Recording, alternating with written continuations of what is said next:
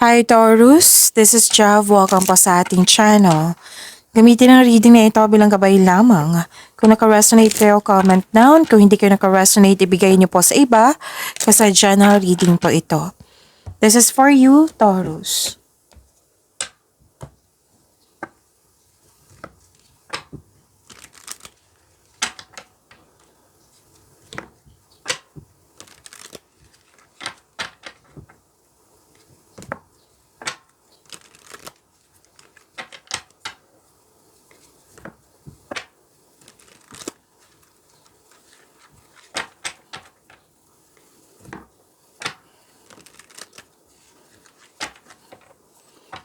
Para po ito sa iyo, Taurus.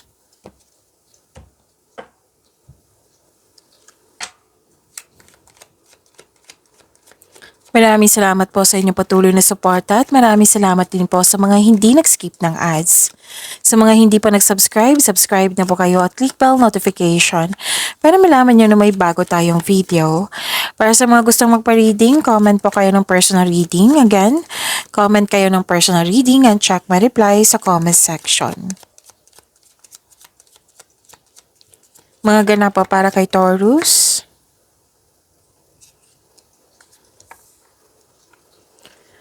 This is harvest time.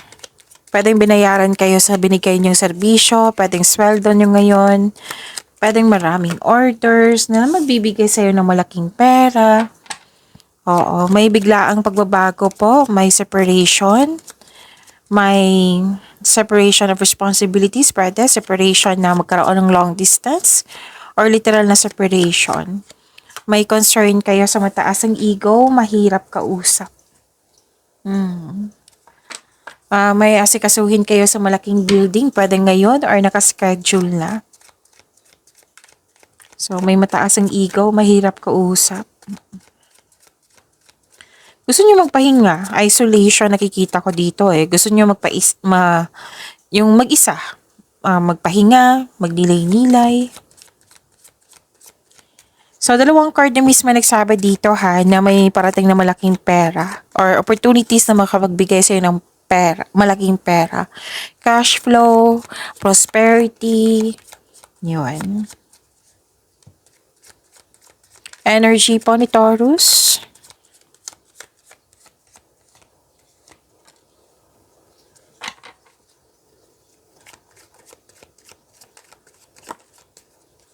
Kunin ko lang yung nauna.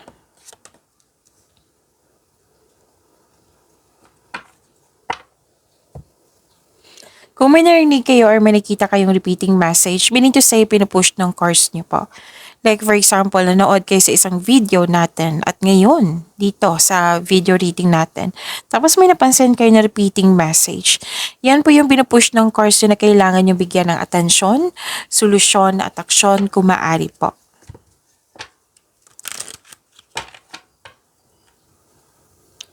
So, na yung energy ni Taurus. You're embarking on a healing journey. This is moving forward. Nagkaroon ng pagkakaisa. Pwedeng paglalakbay po ito or pagpaalam or may pupuntahan kayo kasi may invitation. Pwedeng relocation, travel, lipat bahay, lipat work or bakasyon. Na marami kang dalang hinanakit, naghahanap ka ng solusyon sa problema. So yung sabi na card dito, kailangan ng mahabang pasensya. Pwede din umiiwas ka na sa mga taong toxic or toxic place. Pwede nag-vacation din kayo ngayon na para makahinga.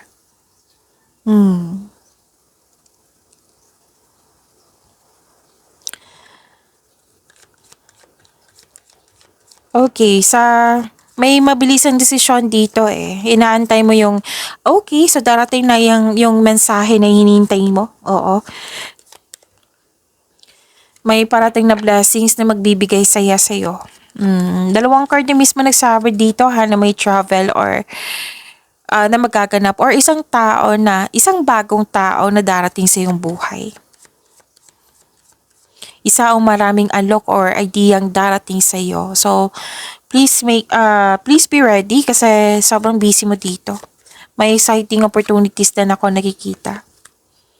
So, believe in miracles. Wow. Expect the wonders to emerge.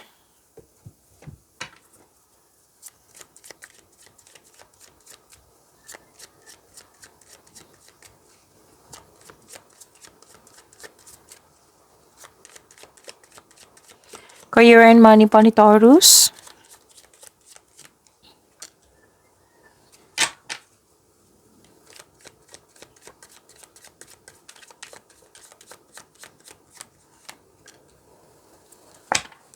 So, travel talaga nakikita ko dito or bibigyan. Kung walang travel, pwede din bibigyan mo na ng action yung matagal mo ng plano. So, this is expansion and growth. May magaganap na collaboration. Pwede din, kung ikaw ay negosyante, nagdagdag empleyado kayo due to increased profits. Pwede din na hired kayo as dagdag empleyado. So, may magaganap na travel. Ang ilan sa inyo dito, itutuloy na yung pag-a-abroad. Pwedeng nasa abroad na kayo, na pwedeng may uuwi kayo para magbakasyon or babalik kayo abroad.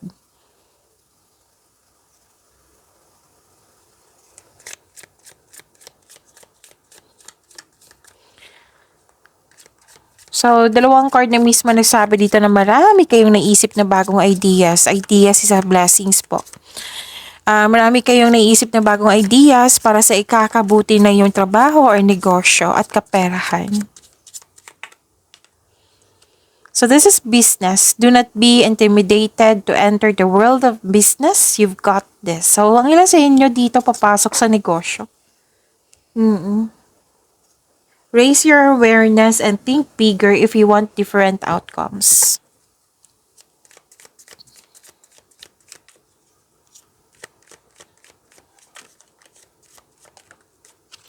Okay, so this is your love life, self-love, partnership, and romance.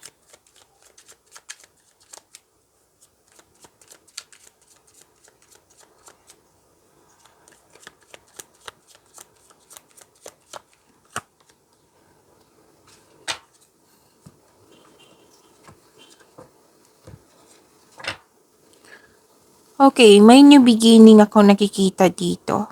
This is about your love life, ha? Self-love, partnership, and romance. You're very inspired. So, gumagawa ka ng action dito. Nag-initiate kayo.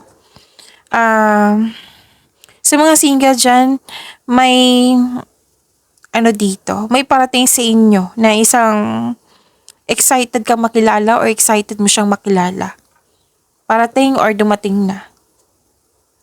So, sa mga relasyon sa buhay mag-asawa, maaring mong maramdaman ng pagtaas o muling pag-ibigan.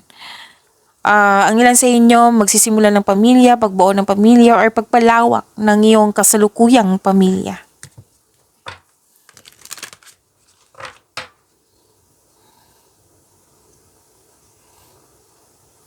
Okay, you have to move forward. Kasi ang ilan sa inyo dito, naalala yung nakaraan. Nahihirapan kayo sa pagtanggap ng bagong tao.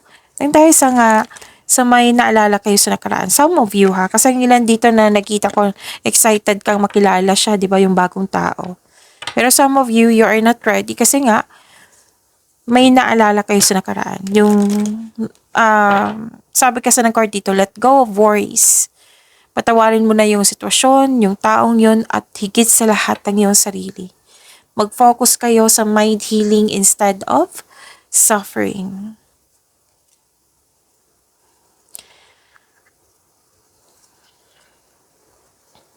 Okay, so makinig po daw kayo sa inyong intuition.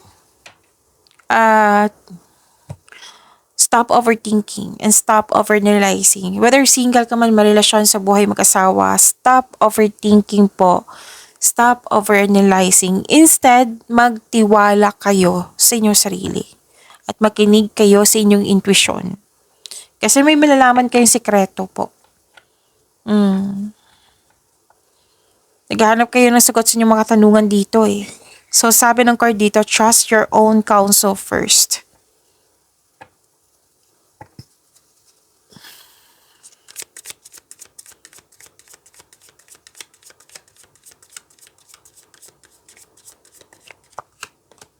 Connection. Love is the bridge connecting souls. Cherish those connections. Pagyamanin niyo po yung blessings na binigay sa inyo. Taurus, see you tomorrow. Maraming salamat po.